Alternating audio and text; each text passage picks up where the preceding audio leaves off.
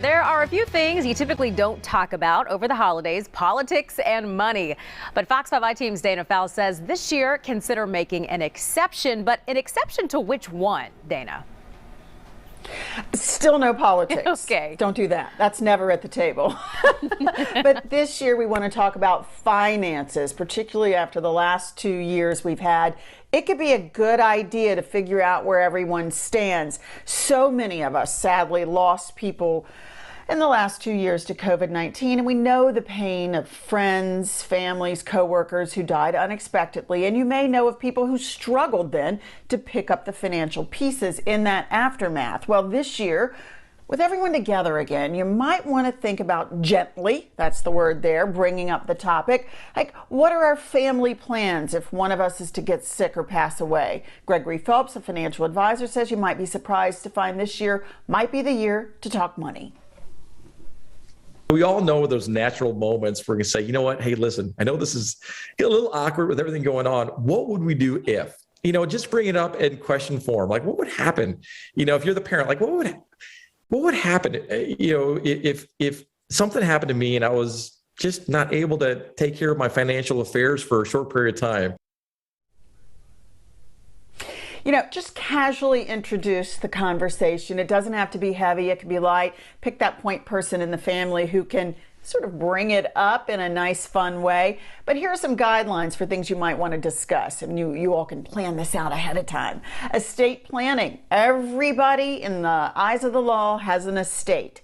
So whether it's millions or your 401k, even your furniture in your apartment, you need to get a will. Does everyone know where that is? Make sure everyone knows who the attorney in charge is. Long-term care. There are 53 million caregivers in the U.S. They spend more than $7,000 a year out of pocket.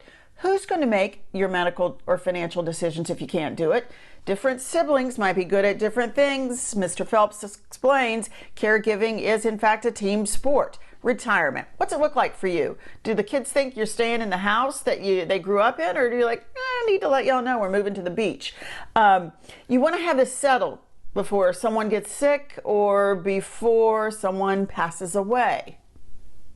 Anytime anyone passes, it is an emotional bomb.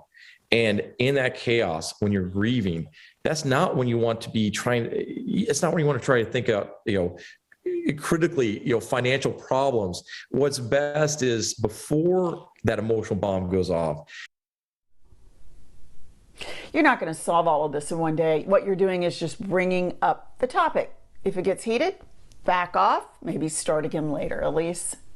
Okay, so just about at every gathering, it seems, Dana, someone is going to know, someone affected by death over the last 2 years, right? Right, and we're going to know how the fallout went. There are folks who, a lot of people died unexpectedly over the last couple of years, and we know that. And some people weren't prepared, and you saw GoFundMe accounts. If you know one of those experiences, you could say, this is what happened to my friend at work, and it was terrible. Or if you knew an experience where folks had everything lined up and ready to go, talk about that experience, how it was so much more beneficial to the family when they were just emotionally distraught. Okay, some helpful information as we get ready to head into Thanksgiving. And I asked you earlier, I'm guessing you're the person, Dana, that handles, some of these tough conversations. In a way, you can bring them up in a way other people maybe can't, right? I can bring them up, but I can also say I don't want to handle the money. So my younger sister is that. She's the math girl. I do the things like calling around, talking, and writing. I write the letters. I can see that. I can see you being able to handle all that stuff well. All right, Dana. Yeah, that's what I do. Yeah, I get it. And you know your strengths. That's important too. Yeah. Hope you have a happy Thanksgiving, Dana. Good to see you.